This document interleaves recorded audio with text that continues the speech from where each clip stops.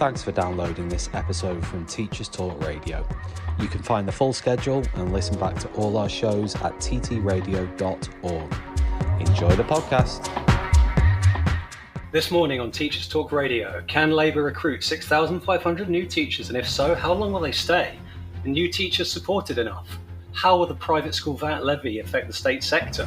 And with the rise in students diagnosed with additional educational needs, how can we best support our SEND cohort in the age of social media? Join us as we discuss all this and more. My guest today is Mark Ravenwood. This is Teachers Talk Radio, and you are listening live. Tune in live at ttradio.org, or to join in the conversation, download the Podbean app and search Teachers Talk Radio. Follow the hashtag TTRadio. Tune in, talk it out with Teachers Talk Radio. Hello, welcome to the Saturday Social. My name is Xander Lofts, and I've insinuated myself deftly into the weekend morning slot. Whether you're relaxing, cleaning, driving, hopefully not all at the same time, please call in, send comments. I love a range of opinions. It's not quite the snappiest intro for my first show. I did try and think of something more succinct, but the best I could come up with is red is the rose, blue is the violet, welcome to my Teachers Talk Radio pilot. All levity aside, I feel like I probably should introduce myself, being that it is my first show. So a bit of background. I'm the head of A-level maths at an independent school in Kent, as well as deputy housemaster working with upper sixth boys boarding, quite a lot of sixth form. So I'm definitely looking forward, albeit with an arc second of trepidation, to the results next Friday. Anyone else looking forward to that? Any other A-level teachers? Well, that's no. Anyway, I'm probably relatively new to teaching here for Teachers Talk Radio. I trained in 2018, so not an insignificant portion of my NQT year was lost to COVID. As a result, most of what we were expected to demonstrate in terms of progression evidence was, as the French might say, sorti par la fenêtre. So I've had to somewhat ad-lib. I'm quite an intuitive teacher rather than being by the book. I'm good at sensing what does and doesn't work in class, and then I have to kind of go from there. So a lot of my practice is axiomatic. I have a general set of golden rules, but everything else is experimentation and innovation, which I quite enjoy. So in my shows, I'm going to be looking at current affairs in education. I'll give you my take on them, and then I'll get people who are far more experienced than I am to tell me exactly how I'm wrong, and then we'll all go away slightly more knowledgeable and with plenty of food for thought. So here's today's conceit. You may have noticed that the UK has a new Labour majority government. Labour wants to recruit 6,500 new teachers over their 5-year term, and will pay for it using a 20% VAT levy on private school fees. And yet, reports say that not only are more teachers than ever leaving the profession, almost 9% of teachers across the UK left between 2021 and 2022, but more trainees are failing to even qualify, dropping out of qualification courses and or not meeting the standards. So even if the stars align in some kind of educational syzygy, and Labour can hire 6,500 fully costed teachers, can they retain them long enough to have a relevant impact on young people's futures?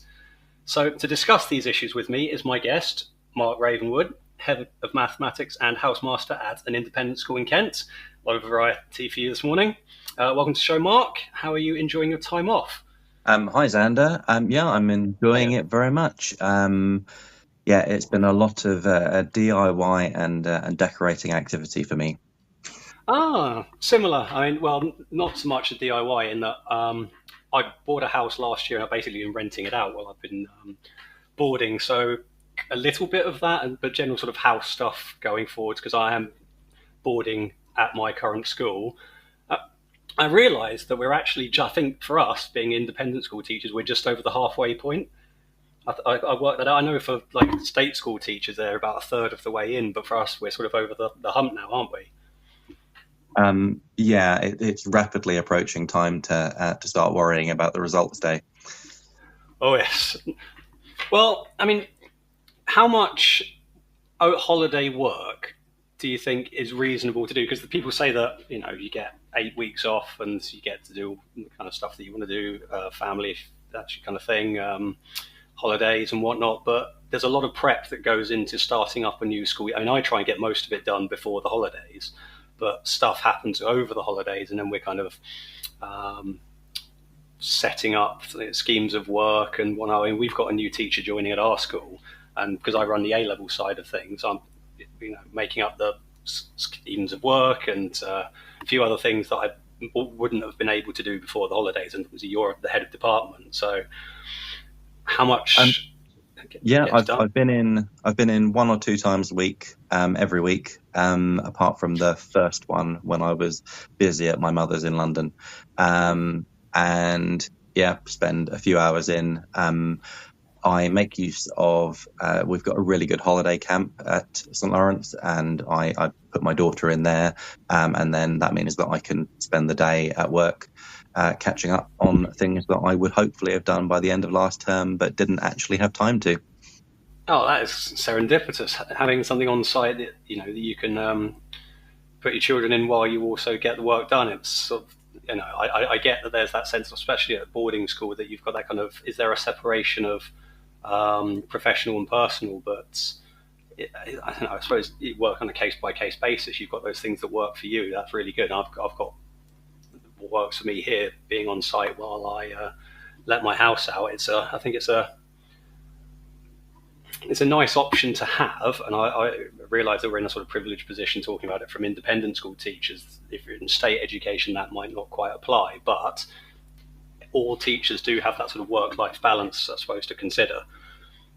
Well, I think you did a bit of time in the state sector. I've done the majority of my career working in the state. I've only been in independent schools for the last 3 years. Prior to that, I worked at a variety of different state schools across Kent, some of which were very challenging.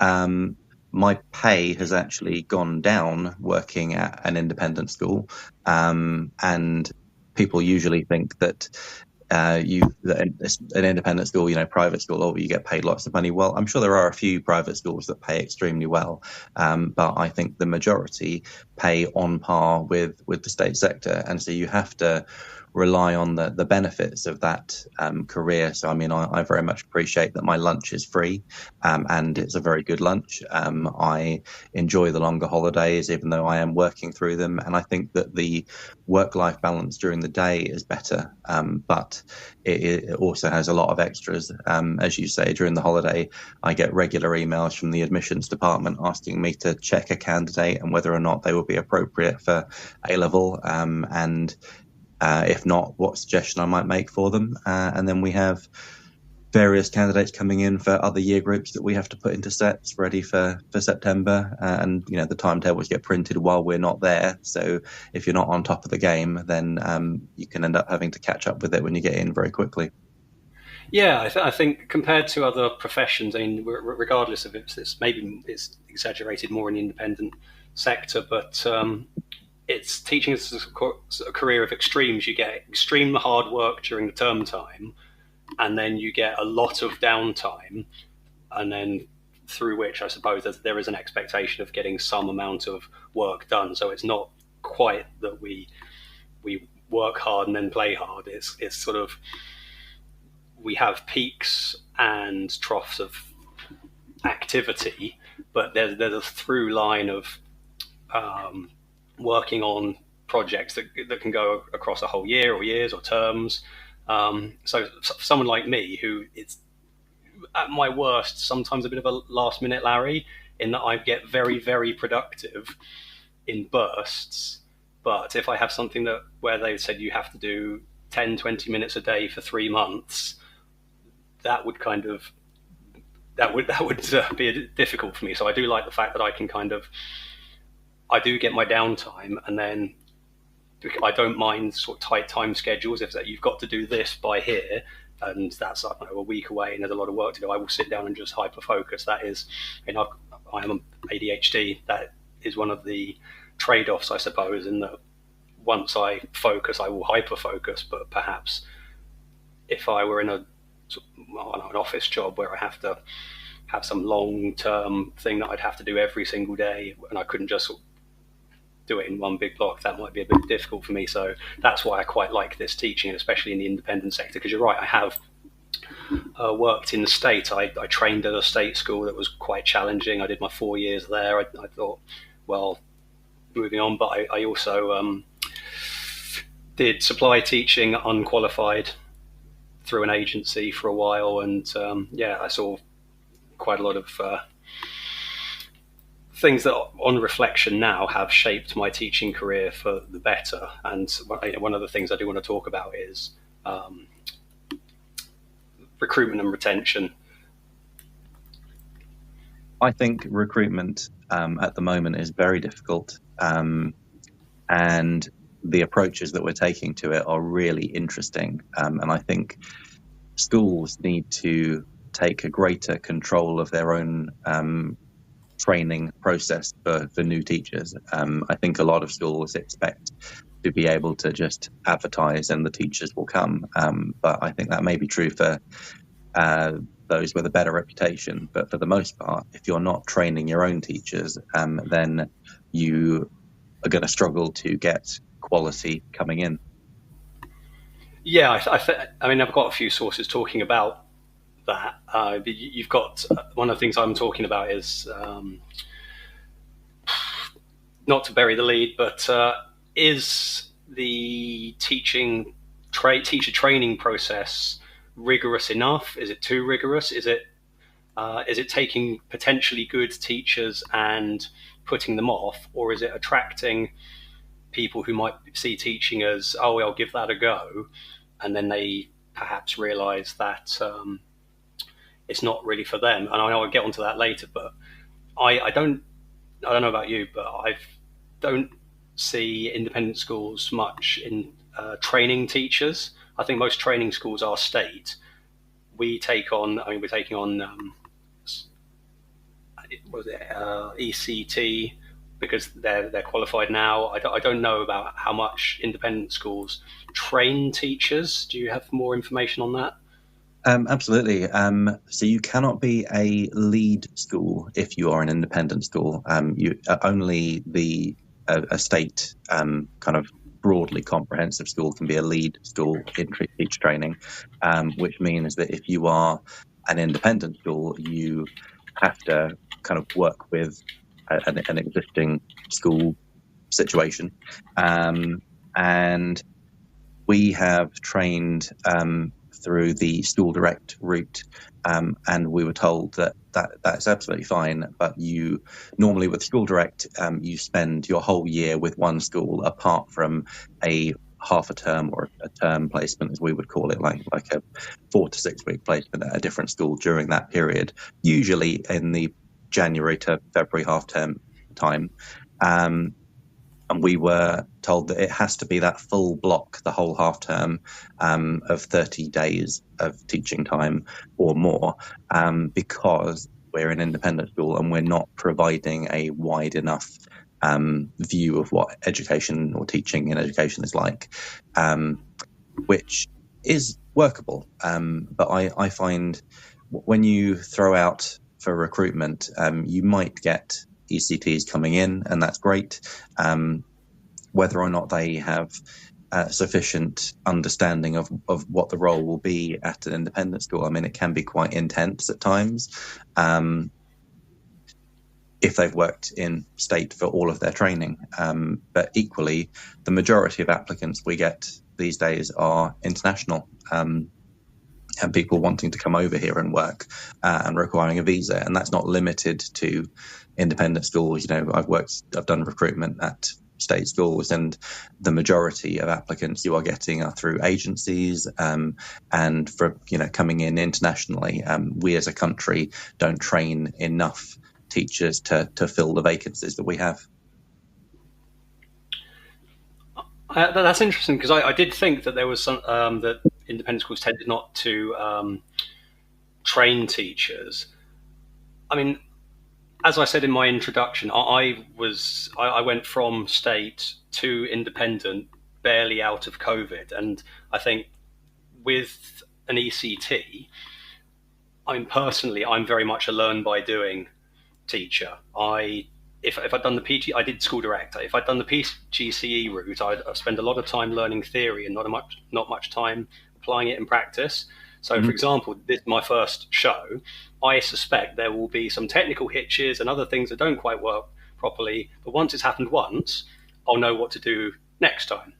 And I think if you're an ECT teacher and you're at an independent school, having come from state, all it takes is a sort of that time to adapt to the slightly different system, and then have people there who can offer the constructive feedback if required. I was listening to Darren Lester's show before this. He was talking about different types of feedback, and obviously you don't offer unsolicited feedback, but if you've got a good support structure behind you, and I think that the school in which I work has a very good support structure.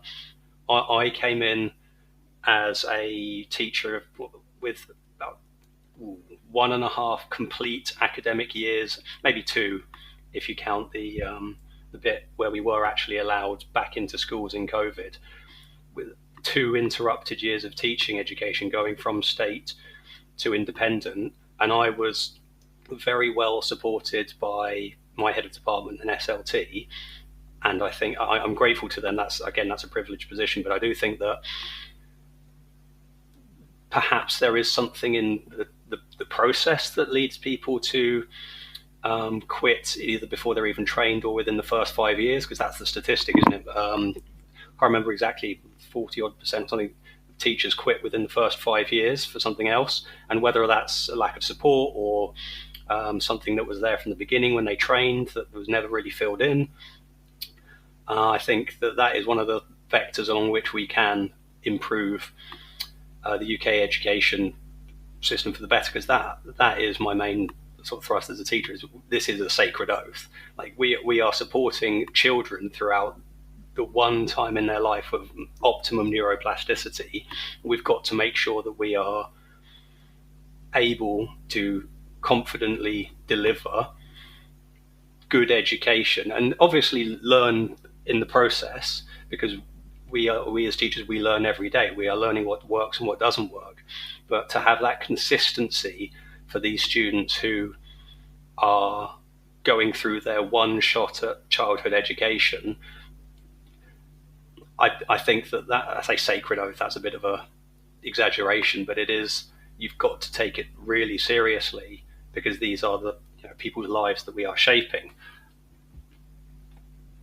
It's pretty rare for me to encounter a trainee or an ECT teacher who doesn't really want to help children, and I think most people would say, well, if you've gone into it without that intention, then you've chosen the wrong career. But it is really interesting how we approach that differently.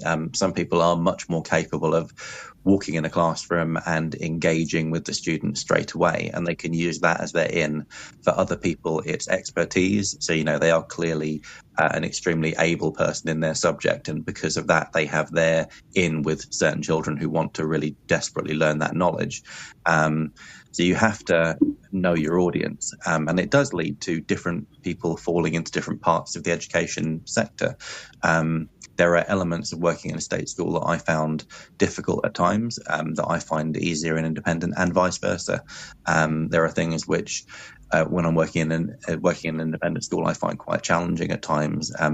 Arguably, there's more bureaucracy at times, and so having that element and responsibility, it does change the way that you behave as a teacher.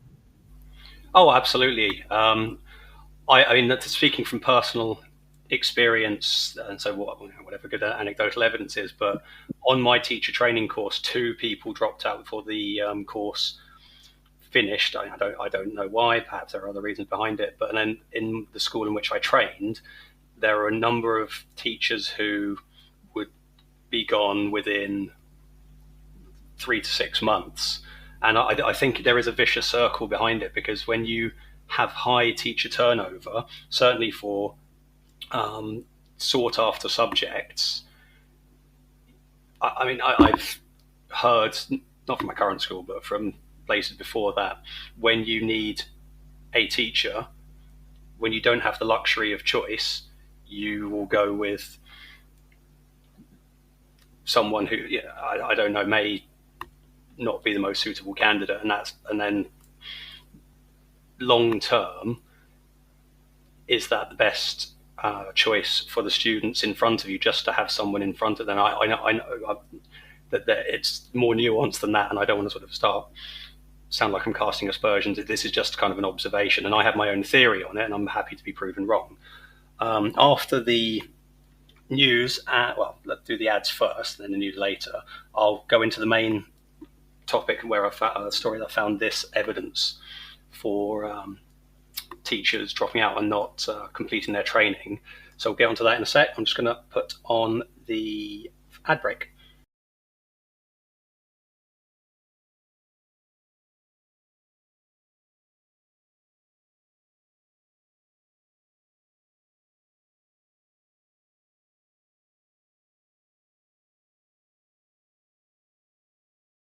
This show is brought to you in partnership with John Catt Educational, publishers of professional development books and resources that support great teaching and learning in schools around the world. Don't miss out. Level up your professional development today and visit johncattbookshop.com to explore the full range of titles. Use the code JCTTR2425 for 20% off your order. Happy reading. Introducing My New Term, the revolutionary technology application connecting schools and candidates directly. Whether you're a school seeking to streamline your recruitment process or a candidate searching for your next role in education, My New Term has the solution. Developed by a former teacher, the technology at My New Term now connects tens of thousands of candidates with schools every month by digitizing the recruitment process. As a candidate, you can search for jobs, set up recommended jobs, and save time by applying directly to schools via a standardized online process. No more completing manual and repetitive application forms. Employers can streamline processes and save time utilizing the leading applicant tracking system for schools and multi-academy trusts. Recruitment in education has been broken for too long. My New Term is on a mission to change just that. Visit mynewterm.com to learn more, search all the latest opportunities, or schedule a demo. My New Term, shaping the future of education recruitment. Hi everyone, it's Tom here from Teachers Talk Radio, just dropping by to tell you about our annual history teaching extravaganza, Teachers Talk History, which is coming at you live in Manchester on the 21st of September. The tickets are completely free for classroom teachers, amazing speakers, brilliant contributors, and a fantastic opportunity to network with fellow professionals. Grab your free ticket today at ttradio.org/events, and we will see you there. Okay, welcome back. So I wanted to talk about this article I found on TES that says teacher trainees failing to qualify hits 6-year high. Data shows that the number of postgraduate teacher trainees joining the workforce is estimated to be down by more than 5,000 in the last couple of years. This is up from 7% in last year, which was the highest level in over 5 years. And in 2019 to 2020, it was just 4% failing to qualify.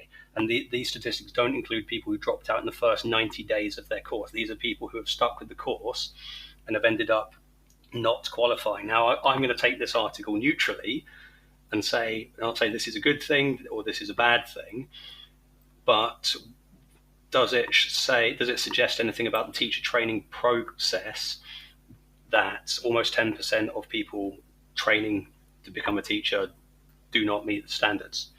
Fine, we'll come back to that. But for the meantime, I'll just say hi to everyone who's in the studio. So we've got Midnight Princess, we've got Mark, obviously, Sweet G, Roya, who posted hi, hello, Vicky, Tom, and Aqua. Hope I pronounced that correctly. Hello.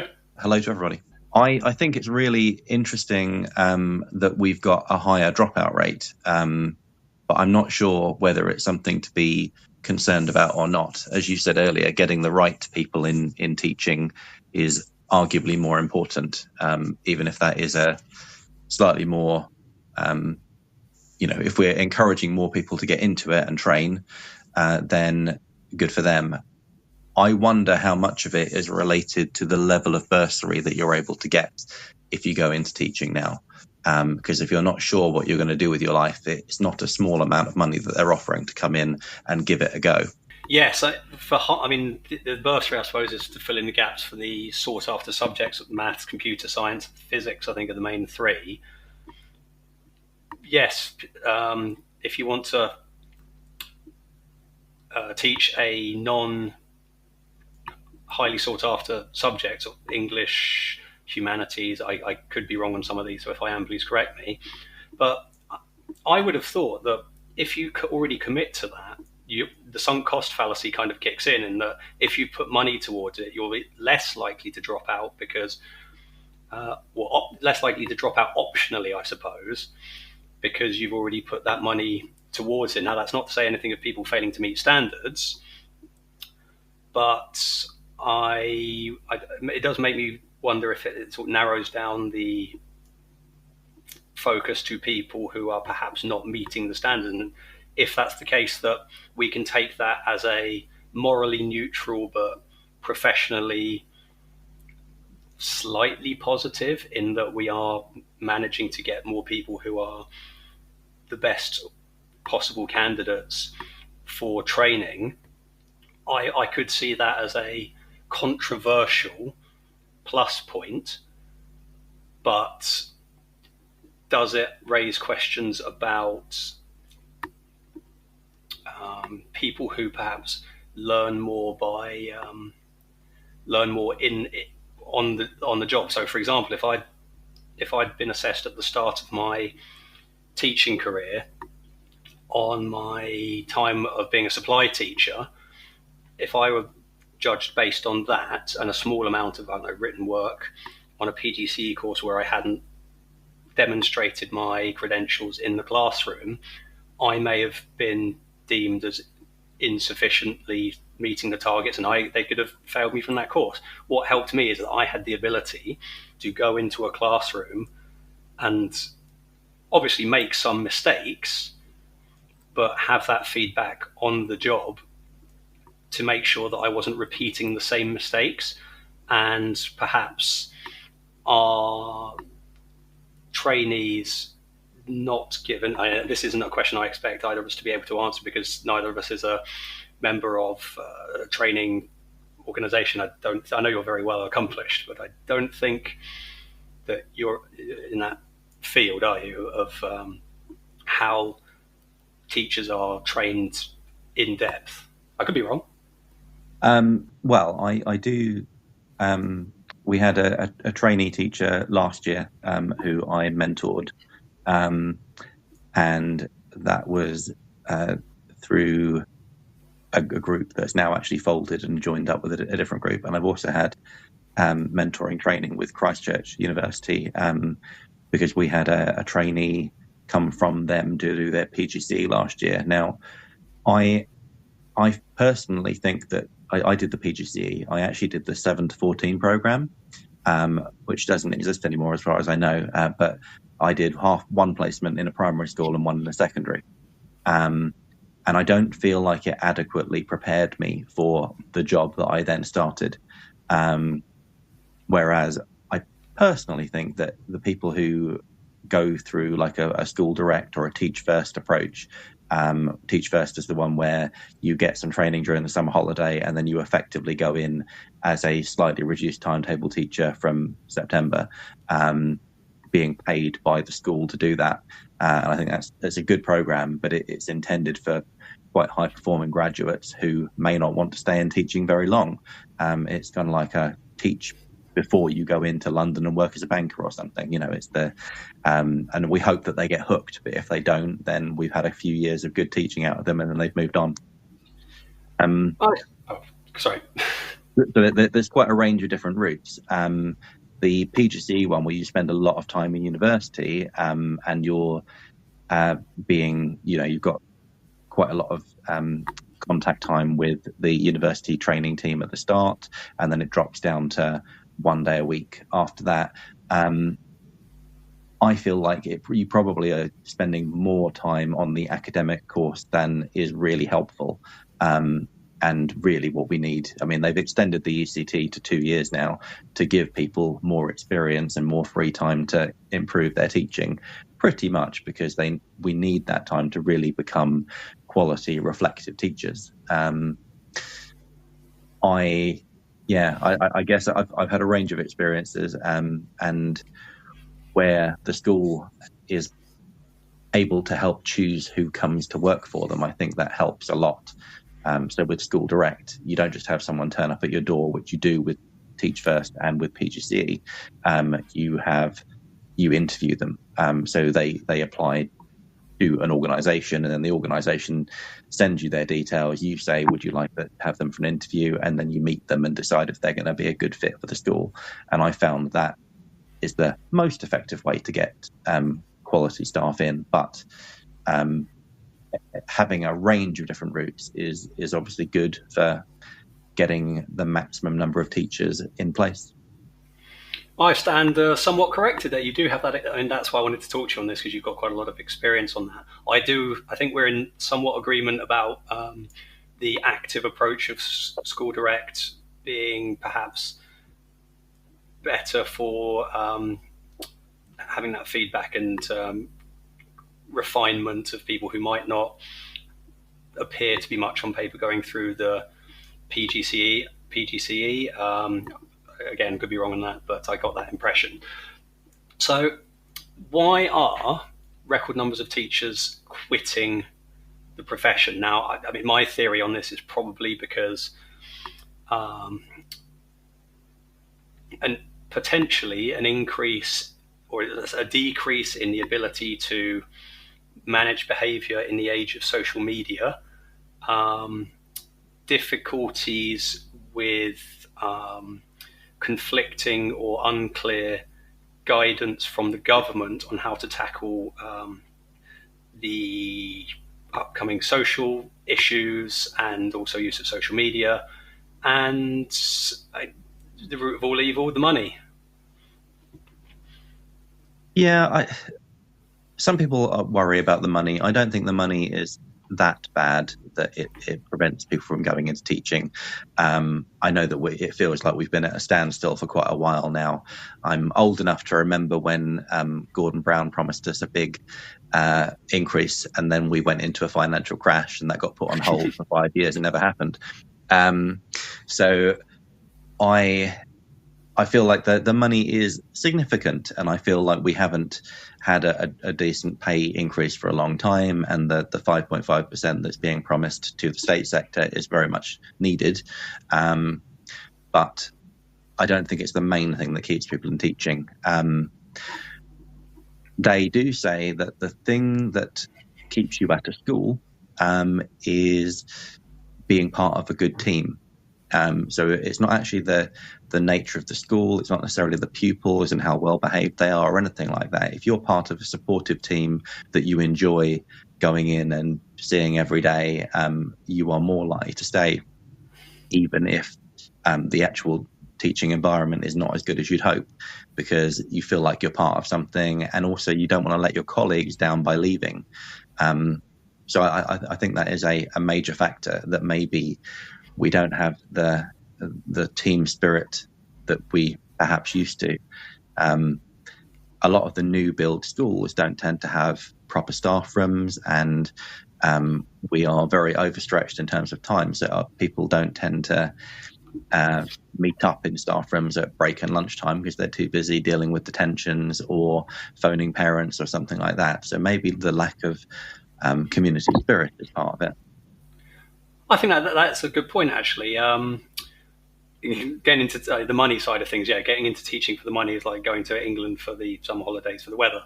It's you do it as a labour of love, really, because it's a difficult job, but it's incredibly rewarding. Probably one of the most rewarding professions it's possible to have. So I am somewhat looking askance at the money side of things. With you're in the teaching for long enough. Few years, and you're well above the median salary. It's not the path to mega bucks, but I think the mindset that chases the big money, and the mindset that wants to nurture others, perhaps the parts of the Venn diagram are almost two separate circles. But about the community spirit. Well, my school has recently moved the staff room to a more central area, so far more people are coming in, socializing, talking about things. We got the briefing in there is always sort of feels quite warm and positive, and it's that sort of you wouldn't perhaps notice it immediately. You wouldn't, everything is immediately changed, but on reflection, think, oh, hang on, people are coming in more often. There's a more community spirit, especially in a small independent school where you know everyone and you interact with them on a relatively daily basis. So I see now how that has been implemented in the school in which I work, which is good because it suggests that things are on the up there, and I have a good team.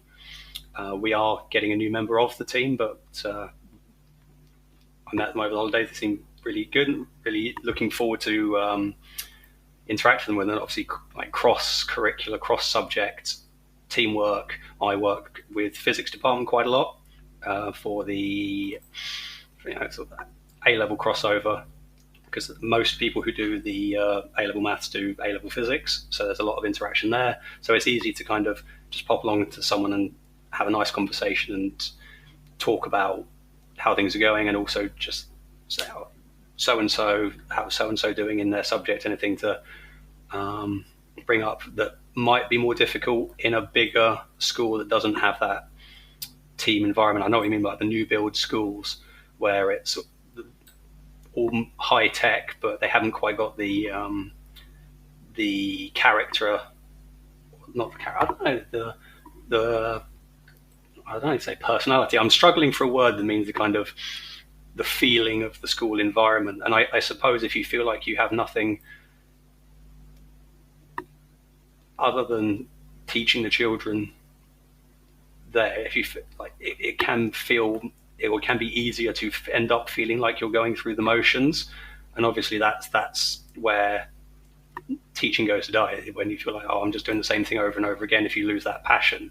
And I see your point in that you need to have that community spirit to make sure that you are that you feel valued. And I think that's probably the main thing, is that perhaps a lot of teachers don't feel valued, maybe not by their SLT or by the school, but just compared to society as a whole, or how teachers are talked about or have been talked about in the media for quite a long time now.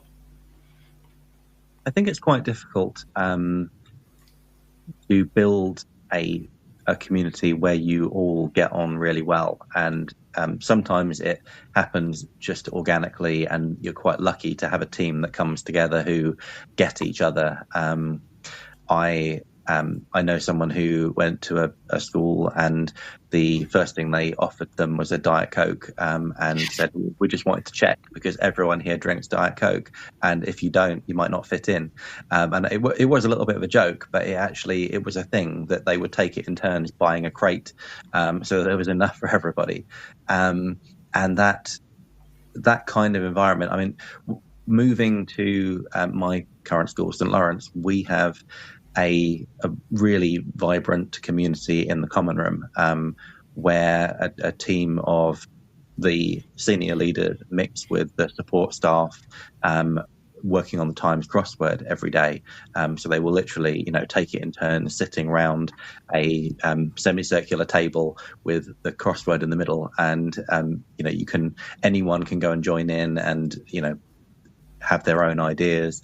There are certain rules about who can write things on the page, because we'd hate to get it wrong. But it's lovely to go in there and just see this cross section of the community interacting in that way.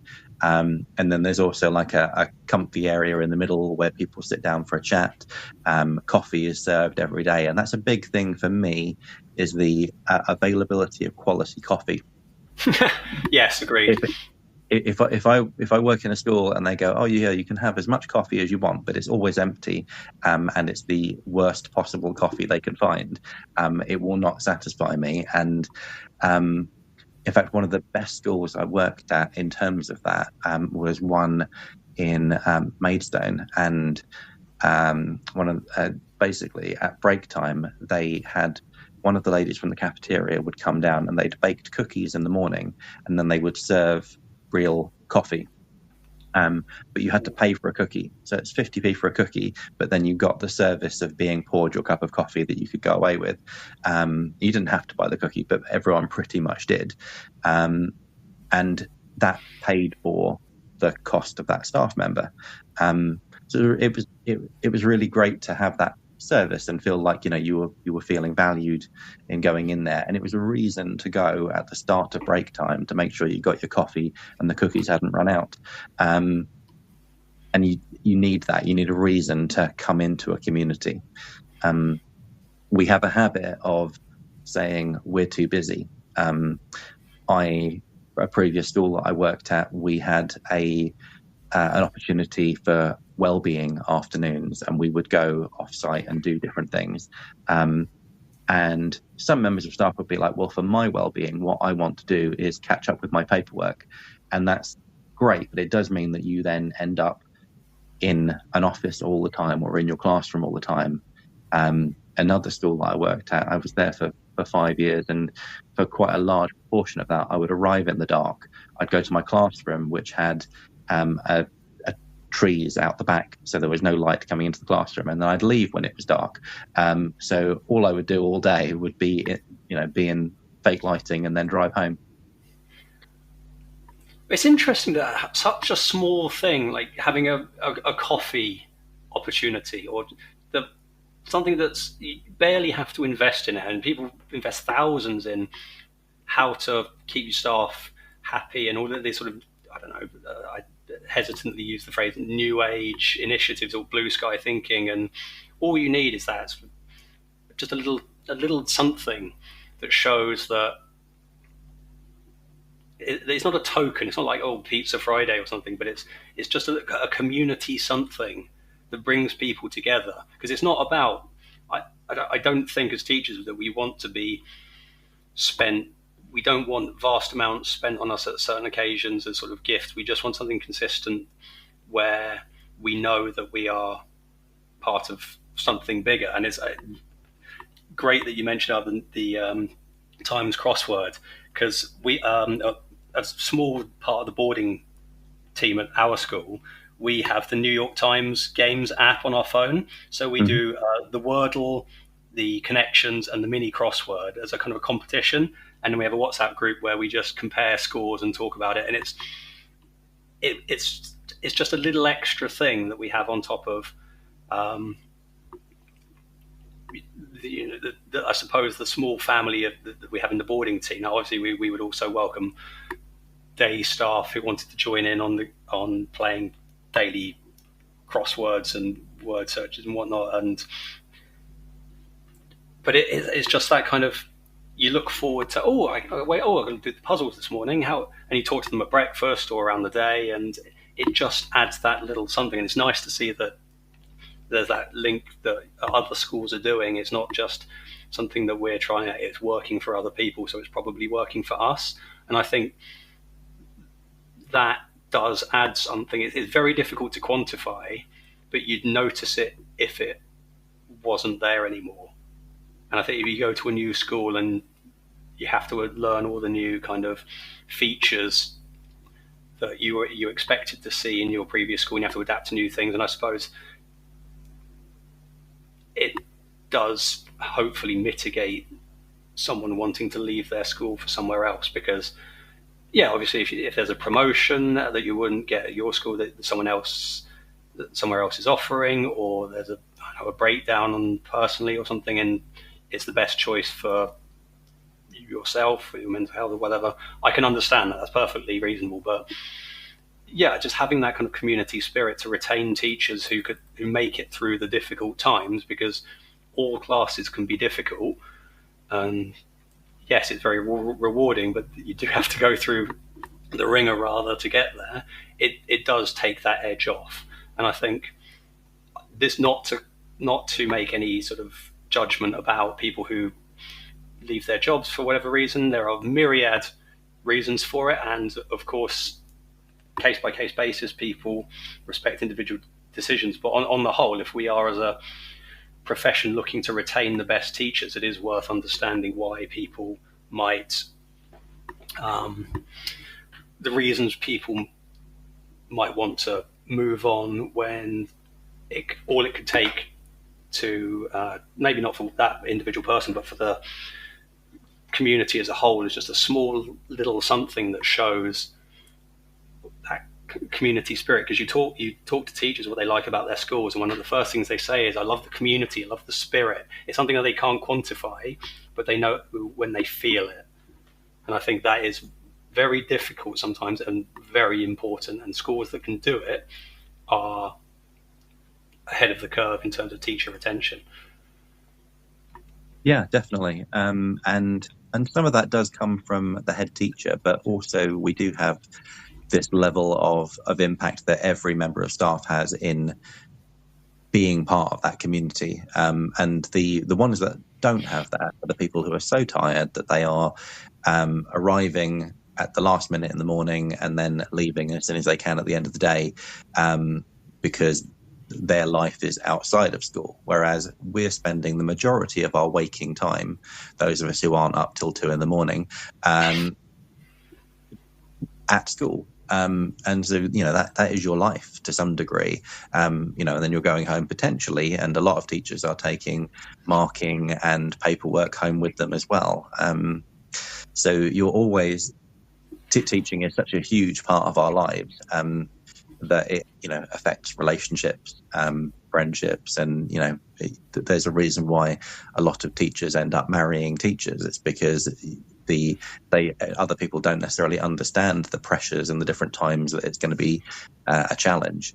So I feel like that community spirit needs to be there. And if someone new comes into a school and they feel like they don't have a person like them who they can interact with, or a group that they can join in with, because you can have multiple different little communities going on. You've got the Times Crossword community, you've got the sit and chat and have a coffee community, we've got you've got the sporty group who might, at the end of each term, at our school, we tend to have some kind of game, whether it's basketball or football or something, at the end of a half term to wind down and feel like you're part of something, and that tends to build up. So you meet up and play games during the term.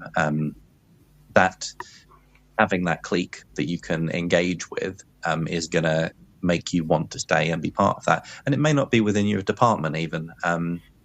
I definitely need a person, and I feel very lucky this past year. One of my fellow housemasters is a brilliant sounding board for everything that I have to talk about, and I go to their office many times during the day, just to say hello, because it makes me feel human. And because as a teacher, you're spending so much time interacting with students, and it's a very different role. It's very parental. You have a few moments with the occasional sixth former where you can have an adult conversation, but most of the time you're being a parent in a way. And to have an adult conversation with another adult and be able to say what you're thinking about, I think is also really important in teaching. And maybe one of the things we try and do is fix things too much. I don't know whether you've encountered it at your school, but I've been at a few schools now where their mental health stuff is dealt with through an outside company. So they're like, if you've got any mental health problems, phone this number or talk to this person. You can do it anonymously. And I think it misses out the opportunity to have conversations within the school and get support from your colleague in a non-judgmental and supportive way. And that probably has an effect on retention as well. Oh, absolutely. I haven't come across that aspect at my school. One of the best people I talk to is the housemaster deputy, and I have my flat on site, and he has a house next to the boarding house where I would go in to do boarding duties, registration and the like. And at the end of the day, when we hand over the duty phone, I will sit down and talk to him for 10-15 minutes about this, that and the other. His children go to teach one of them.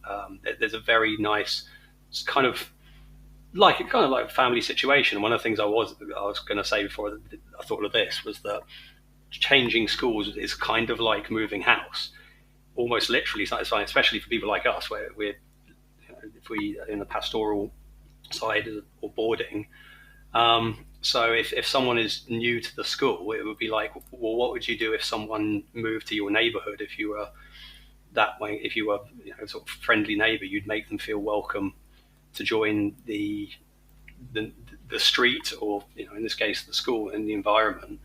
And being able to do that is probably a privilege. I don't know if it's inherent. I would assume it is probably the done thing in most schools, but I don't want to say that my experience is the norm. I have been welcomed by every school that I've worked in. I have a degree of social issues. I'm on the autistic spectrum, ADHD. I do find it difficult to occasionally, not so much get on with people, but to kind of fit in a way that is more than just your acquaintances with everyone. The sort of people that, or being the sort of person that others would actively, oh, do you want to hang out after work? Do you want to do this? Do you want to do that? And it's not so much that I have difficulty getting on with people or negative. It's just, it used to be a kind of a neutral thing where I'd be socially neutral, and then the way society works and social interactions is people pick the ones that they're socially already positive with. So while there were people I'd happily sort of nod and say, hi, how's your day? We wouldn't interact as much optionally, but I have made steps in that direction because I've been welcomed into that community, and it has made a big difference. So I wanted to move on. The next bit was about the dreaded private school VAT, but I am going to play the news now. So the ads will be the same as they were before, but there'll be a bit more news, so we'll catch up in about 6-7 minutes. This show is brought to you in partnership with John Catt Educational, publishers of professional development books and resources that support great teaching and learning in schools around the world. Don't miss out. Level up your professional development today and visit johncattbookshop.com to explore the full range of titles. Use the code JCTTR2425 for 20% off your order. Happy reading. Introducing My New Term, the revolutionary technology application connecting schools and candidates directly. Whether you're a school seeking to streamline your recruitment process or a candidate searching for your next role in education, My New Term has the solution. Developed by a former teacher, the technology at My New Term now connects tens of thousands of candidates with schools every month by digitizing the recruitment process. As a candidate, you can search for jobs, set up recommended jobs, and save time by applying directly to schools via a standardized online process. No more completing manual and repetitive application forms. Employers can streamline processes and save time utilizing the leading applicant tracking system for schools and multi-academy trusts. Recruitment in education has been broken for too long. My New Term is on a mission to change just that. Visit mynewterm.com to learn more, search all the latest opportunities, or schedule a demo. My New Term, shaping the future of education recruitment.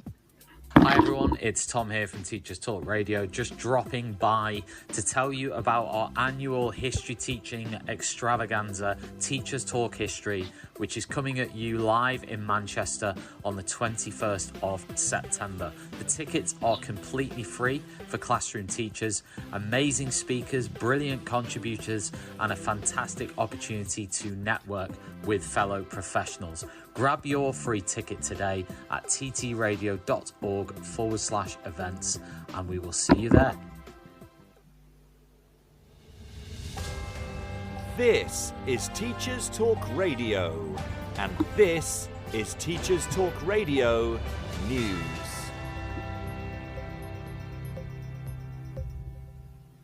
This is your Teachers Talk Radio News for the week ending the 10th of August. This week, with news dominated by the racist riots across Britain, the Times Education Supplement has reported that the Chartered College of Teaching have called for the government to set up an education working group to consider urgent social issues. With many reports of children as young as 14 taking part in the riots, Daniel Kabidi has called for schools to address issues such as the misinformation found on the internet and social media, as well as prejudice and racial stereotyping. Also in the news this week, Scottish exam results. The Scotsman, among other newspapers, reported that trends seen before the pandemic had returned. That is to say, exam results continue to fall, with fewer students achieving higher grades, and a widening attainment gap, increasing year on year. The overall picture being worryingly that in Scotland it's harder to pass your exams, and even harder if you're from a poor background. Scotland was also in the news this week on the BBC and many other news platforms when thousands of students in Scotland received blank results by email or text. Schools Week and the Times Education Supplement have reported that unions welcome Labour's commitment to scrap the Minimum Service Level Act. This will be scrapped as part of the Employment Rights Bill, which Labour is committed to passing in its first 100 days. Paul Whiteman, General Secretary of the School Leaders Union NAHT, said, "We welcome the new government's move to scrap these proposals, which were a vindictive, illogical attack on the basic democratic freedoms. This would, in effect, have meant that if there were further industrial action, schools could have directed members of staff to be in work. Many saw this as counter to a fundamental idea that the withdrawal of labour is a democratic right."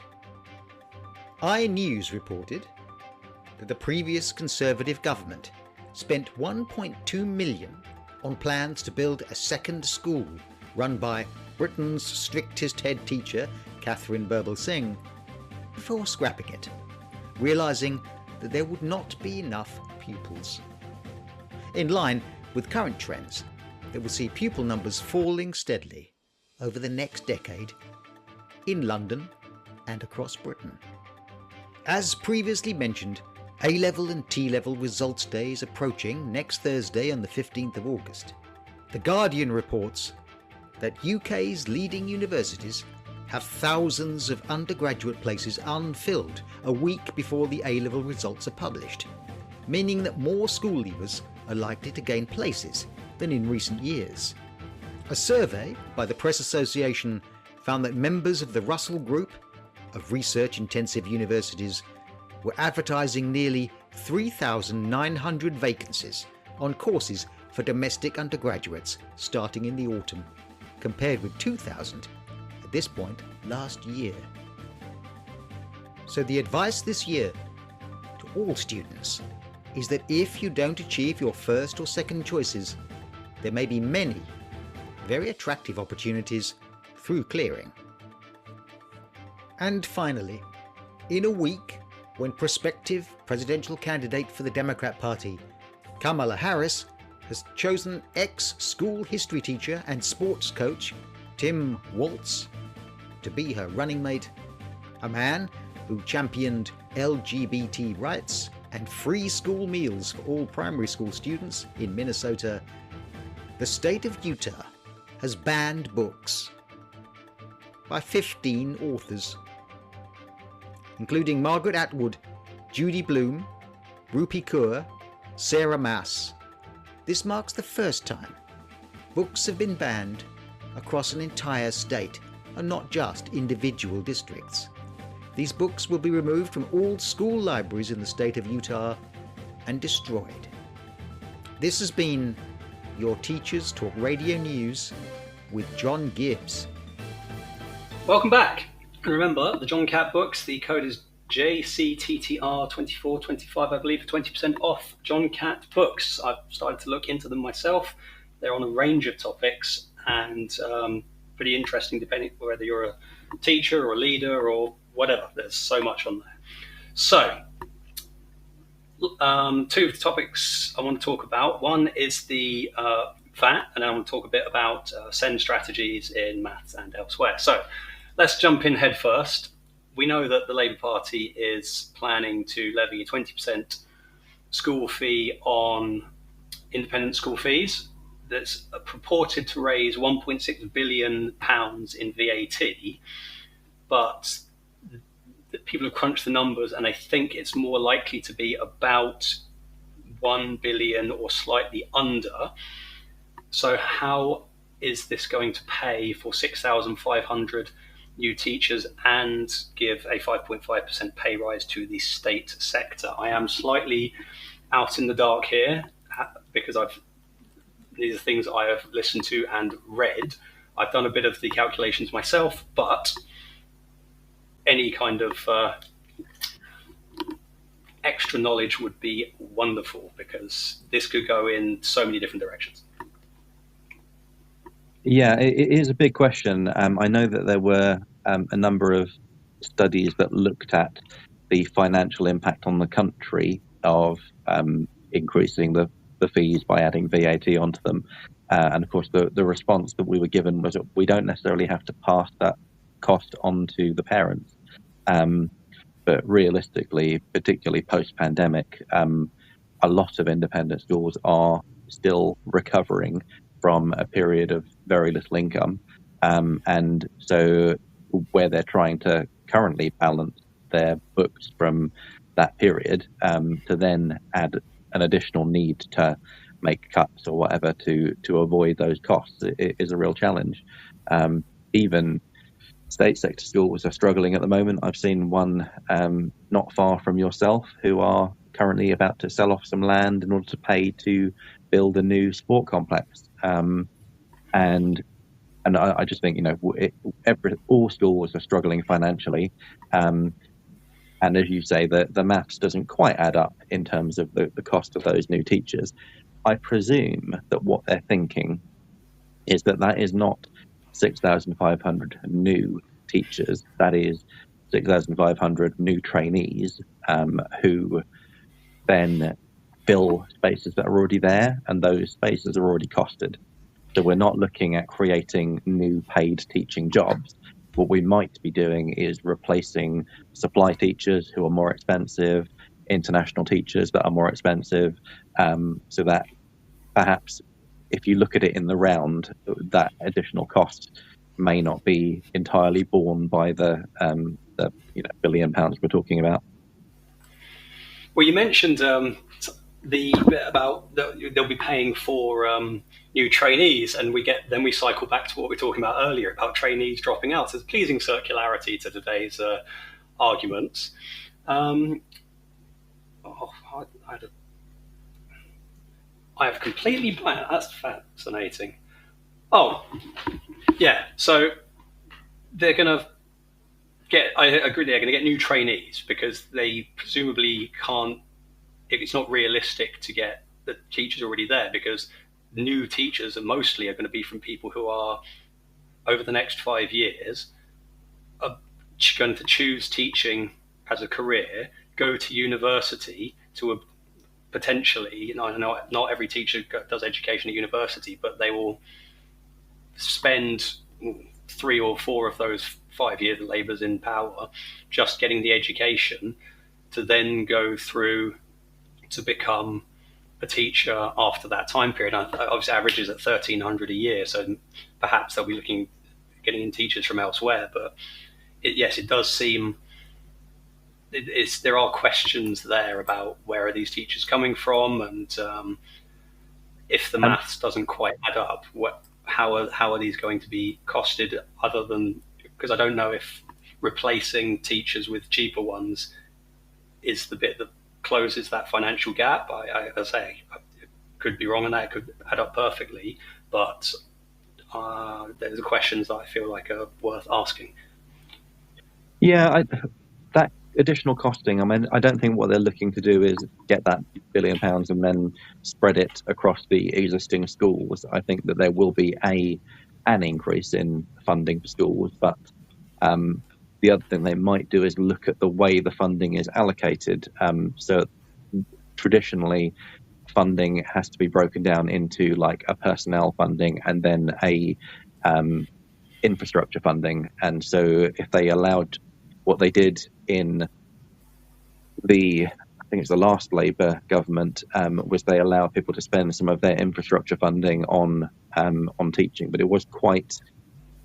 They were very careful about how they allowed people to spend money, and then we had to have the Building Schools for the Future to improve all of the damaged schools that had needed, fixing from the last 50 years. I could see us going down that kind of route again, where we're allowed to spend more of our money on teachers rather than on the buildings, and then letting the state step in and improve some of the schools that are out there. It's hard to say whether or not the numbers will add up completely. I think they're coming in with a plan, and they're trying to get the funding where they can. And state schools are something that people care about a lot, and independent schools, obviously, a smaller number of people are bothered about what happens to them. Oh yeah, but I think that people should care more about the comments tend to be, oh, nice problems to have and whatnot, because it's a privileged problem to be in, being a parent who's about to gain 20% on top of school fees. But if we're being calculating about it, this is going to have an effect on the state sector almost certainly, because not everyone in a private school is, the top-hatted Tarquin at Eton. A lot of them are, I assume, similar in your school, are middle-income parents who are making huge sacrifices, who, if, let's say they are willing to then pay the extra 20%, that is money that they then won't spend on public services, which go towards the government's kitty. So that's less tax from other things that the parents would have been spending money on. And those who simply can't afford it anymore will find themselves thrust into an increasingly overcrowded and understaffed, underfunded state sector that is going to struggle, especially students with special educational needs. And I do wonder if the optics of let's tackle something that is objectively a marker of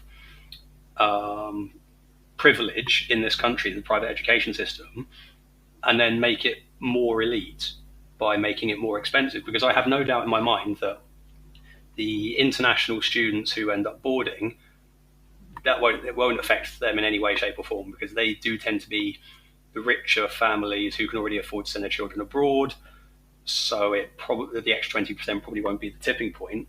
But for the day students whose parents are making sacrifices to make ends meet, and not all of them, of course, but may find we now need to change schools. We now need to go into a state sector that might not be able to support our students. And our school has a very good individual needs department, where the students that would not potentially flourish in the state sector because of larger sizes, and obviously the more students there are, the less you can focus on each one. So the students who have very specific needs, some may be in danger of being put into a system that isn't best equipped to handle them. Likewise, St. Lawrence has won an award for being like the one of the most pastorally supportive schools. So, it is a big consideration, and we do have a lot of parents who will send their child to our school because of that additional support that is put in place. I would also say that, credit to our leadership team, the head sent out a message to parents to say that if there would be financial difficulties as a result of the VAT being added on, if they want to get in contact with the school, we can look at ways to support them in that, because we don't want to be losing students because of suddenly being unable to afford the fees. I think that there will be some kind of workaround. I know our school is considering those options of how can we best support our students in the face of these increases that are going to go ahead, I think sooner than we had expected now. And on top of all of that, going back to the teacher retention, if we are being cynical about money, if the state sector is mandating a 5.5% increase, well, independent schools don't have to follow that, but are they going to be able to even offer that as a choice if they want to retain some teachers that they think may want to go elsewhere? Because the state is now plus 5.5%, and although I think when I was taken on above my state pay scale point. There are, I assume, many teachers, like you said, that you're on less than if you were in the state sector. Add 5.5% onto that in the state sector, and are independent schools in danger of not just a student exodus, but also teachers, because they don't have to offer the pay increase? I mean, ultimately, the schools will have to come close to matching whatever's in the state sector. If it's a marginal difference, then people will stay where they are. But as we talked about earlier, it's not about the money necessarily. There are plenty of reasons that people would stay in the independent sector if they are there now. You know, it's not always about the money. As much as I would like a 5.5% pay increase, I suppose thinking about that national bill, and it happens a lot. You know, we get told that happened with the pensions as well, that we're going to have to contribute more into our pensions to make the balance work. So nationally, teachers are contributing more into pensions than they were before, which means that their pay effectively does end up looking like it's less. But there is a big benefit to the pensions that we have.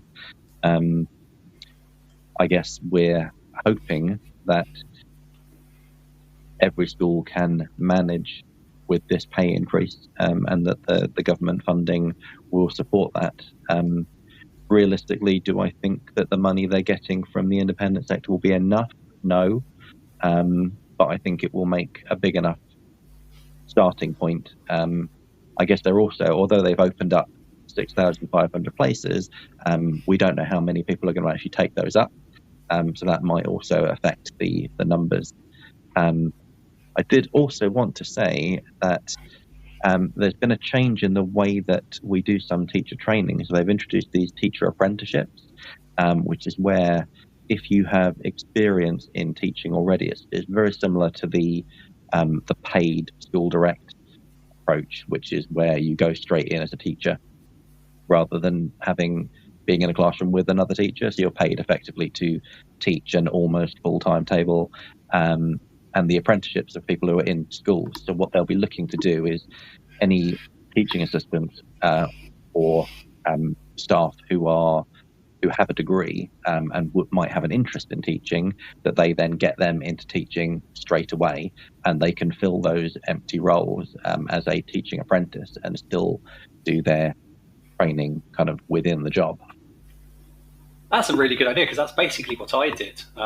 Let's say I was a teaching assistant for a very short period of time, and then basically stepped into unqualified teaching and supply teaching through an agency, because a lot of schools are just struggling for teachers. And I know this, beggars can't be choosers, and if there's a small amount of high demand, low supply, a school will be lucky if they get someone who is dedicated and competent enough to sort of stick it out and want to go at it full tilt. I mean, that's what I did, to sort of slightly brag a little bit, but it's good that they're offering that kind of option, because from an outside perspective, I know people who want to go into teacher training and the options don't seem to be there if you're not going into a high demand subject, which I can understand from an economic point of view. But that does sound like a step in a positive direction. And while I agree that, yes, I suspect that they won't make as much money as they expected. There will be other initiatives, and I just want to explore all the sort of interconnected threads that we've got. Retention because money, or satisfaction because increasing class sizes, because state exodus, because fat, and then you sort of get this sort of cyclical idea of all of these ideas lead into each other, and where does it start, where does it end? And I think there is certainly food for thought there, and I do look forward to that. So that's why I called this episode The Next 5 Years, because there's going to be a lot of, maybe not radical overhaul in terms of pedagogy or social issue. I mean, we don't really know, but the logistics of training, recruitment, retention, and the economics behind it are going to be in flux. And as professionals, how do we navigate it? Well, I suppose we ride the wave.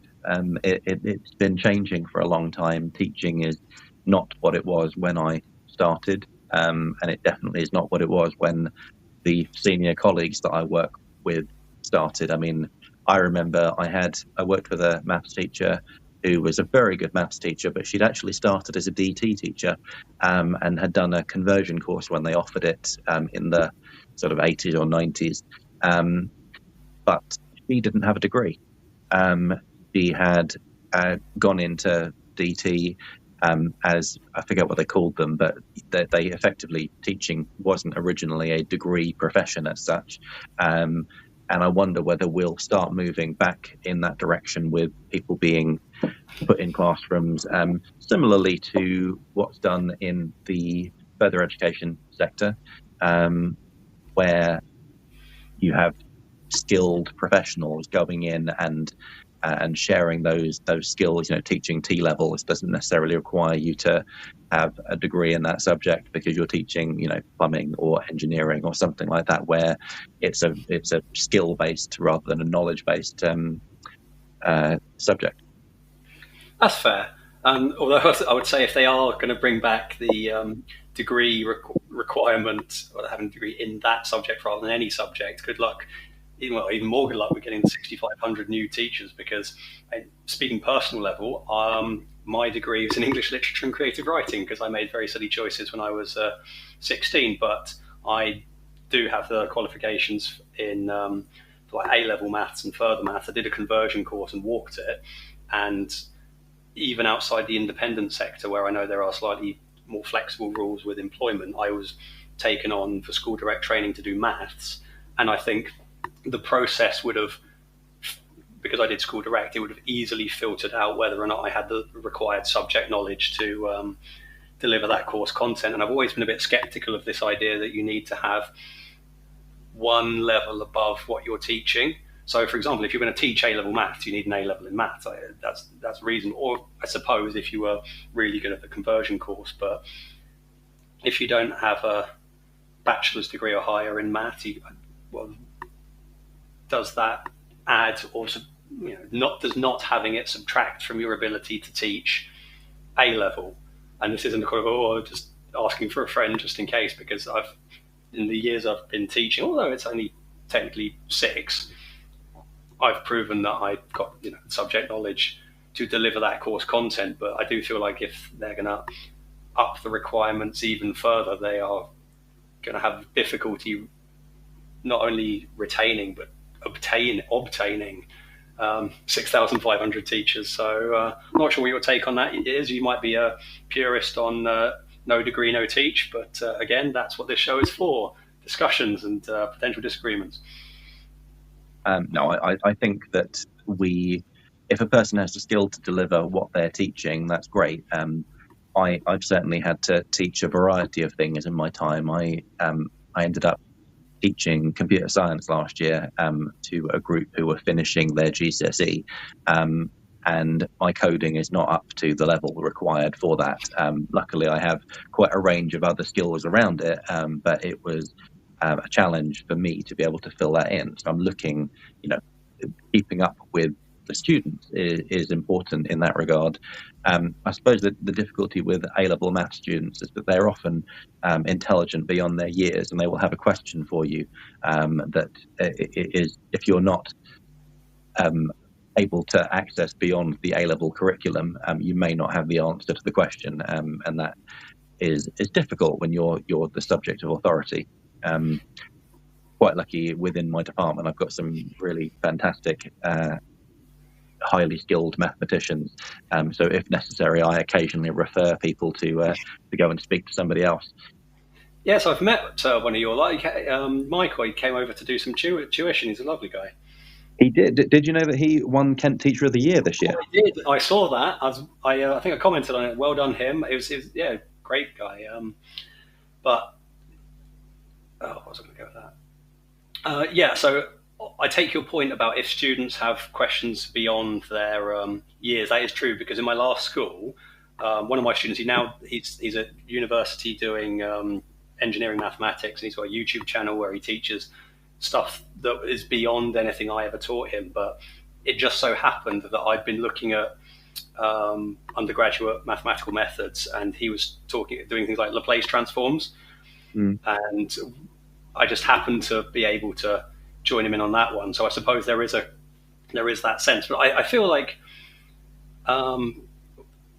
it's okay to not know something, providing that you've got the curiosity to go and find out. So if a student asked me 5 years ago, how do you use reduced row echelon form of a 3x3 matrix, I would have said, I don't know. And then I'd have gone and looked it up.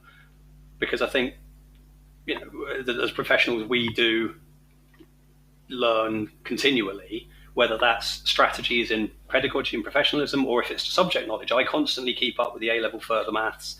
I do all the exam papers every year, so that I can be confident that I can still understand each topic after however many years it's been, and also so I get a wider knowledge of exam style questions. So this year I'm going to be teaching matrices for the first time, because every year I've taught further maths, the other teacher has taught the matrices content. Now I can do matrices with my eyes closed, but I've been refreshing it and doing lesson slides and rehearsing it, because it's the first time I've delivered the content. Now, if a student asks me any questions on matrices and A-level further maths, I'm there. But it's good to refresh one's knowledge if one hasn't taught a topic for a while.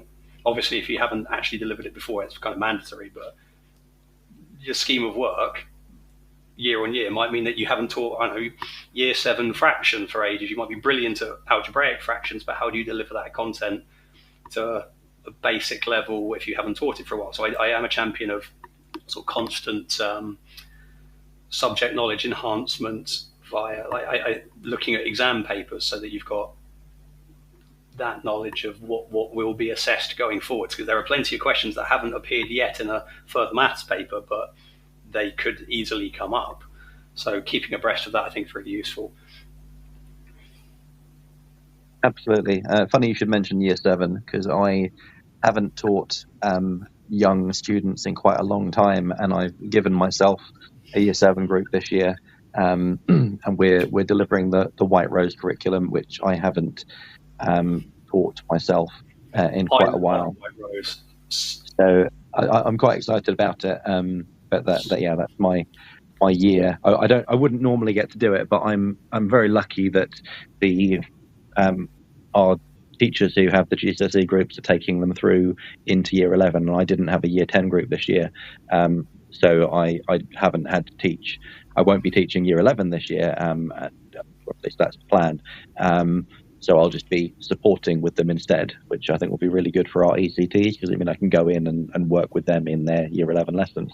But with the year 7 group, I'm going to be really intrigued to see how that plays out. It's nice to have that sort of variety and be able to support others, where you can sort of step aside to allow others to sort of jump in. I am the new member of staff in our department. I'm going to be supporting him with the A-level. We're both going to be teaching the A-level at the same time. So it will be slightly different, and there will be an active process of mutual kind of observation and refinement. But I do look forward to that challenge. And I also love the fact that I'll be teaching, I have taught year 7s directly after A-level further maths. it is so fun to go from like complex integrals and differential equations to going and teaching highest common factor. It's so fun, and the kids ask questions like, "What's that? What's that?" Oh, you'll find out in about 6 years. So the last thing I want to talk about, and I am conscious of time because coming out to the an hour and a half, is just a few minutes on a few SEND strategies. Now, this is something that I assume you probably in an independent school can you implement very easily, and that's use of technology. I have such high praise for using technology for students with special educational needs. Yeah, so we introduced at the start of last year laptops for the majority of our older students, so year 9 and above. And then this year it's now being rolled out to year 7 and above.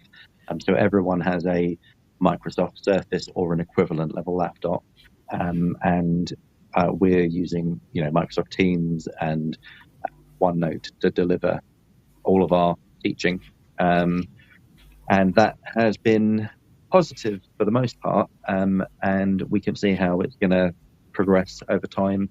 It does mean that those students who struggle with their handwriting or with, following the lesson, or they don't have to do a title and learning objective because it's already set up on the OneNote for them and that kind of thing, and it removes a lot of barriers to learning, which I think is really important.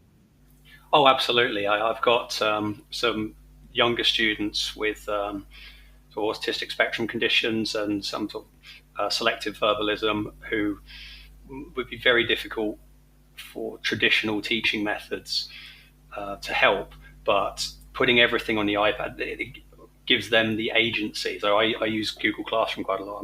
I tried OneNote and I found it a little bit slow and user unfriendly. That might just be a skill issue, but Google Classroom, the kids will come in, they'll do the starter activity, and they will know that the learning resources, I like to put in interactive stuff like GeoGebra is my best friend, Desmos for graphs, put all the links on the Google Classroom, put the questions up with a link to solutions. Because there's 10 of them, I can go around, and this is a private school privilege. I know that technology is used in state sector slightly differently because it would be unreasonable to get 30 kids all to be on an iPad or a Surface. But being able to spend 1/10 of the lesson with 10 students, or 1/10 of the teaching and supporting time, is exponentially helped my ability to differentiate and help students who might have fallen into the background. So if you've got 30 students and one of them isn't getting it, the chances of them putting their hand up above the parapet is slim to none. But if I've got 10 students who are all kind of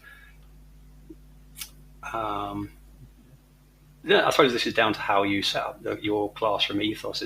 But I one of the first things I say to year 7 students or any new class is, please make mistakes. I want you to make mistakes because it takes away the stigma of getting things wrong. So a student who doesn't get it, they're much more likely to put their hand up and say, can you give a bit of help? Because they know that they're not going to get laughed at because the ethos is there that mistakes are expected, respected, and then corrected. And having that technology in front of them means that they don't have to necessarily fight for, like, if I'm answering one student's question and another student wants to jump in, or they have a query, they can look up or use the interactive materials in front of them. And so it's not like the perfect panacea, but I find it's like technology is my main salvation for students with SEN. And obviously there are other things you do for them, but like seating plans and where you communicate with them. But technology, I think, is the way of the future, not so much as a crutch for teaching. It's not a substitute, but it is wonderfully useful as a supporting tool. I was wondering if you had any other quick ideas on supporting SEN students. That is a very broad and difficult question. How do we support them? Individualized learning is the main thing. So it's important that you have a plan, preferably one that's written down, and that teachers are consistent across different subjects in how that plan is delivered. I would also advise that the teachers of every pupil in that position meet up and have a conversation about them, and talk about what strategies do and do not work, and what they've done in their lessons to help that pupil. Because when you talk about it, suddenly it becomes a shared thing rather than everyone having to come up with their own idea for each pupil. And then you are actually thinking and talking about it rather than just having a list of pupils who have their own individual problems in your lesson. Oh, I was hoping there's something we disagree on, but our school does that. We have pupil focus meetings where we get an email around saying at lunchtime we're going to meet up and talk about this particular student, what works, what doesn't work, and the fact that you've mentioned that suggests that that is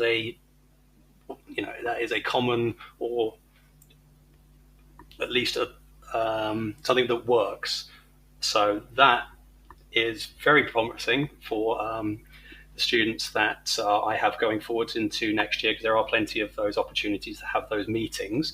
I know that someone did want to join in, but we are pretty much done. I want to thank those who have been listening to the show: Gia, RXFRJ, Anna Maria Martinez Ferrando, Mimi, Jansen Jr., I can't pronounce that name, but it looks like Fight Search, Nick, Sane, Kari Richardson, and Nate Dog. Thank you to my guest, Mark Ravenwood. It's been great talking to you, and I hope that people who've listened, or people will go on to listen on Spotify, etc., will be able to get something away from this discussion. I will leave you with the closing jingle and look forward to speaking to you another time. So thank you very much, and goodbye. Goodbye. You've been listening to Teachers Talk Radio. Tune in live and listen back at ttradio.org. We look forward to hearing from you next time on Teachers Talk Radio.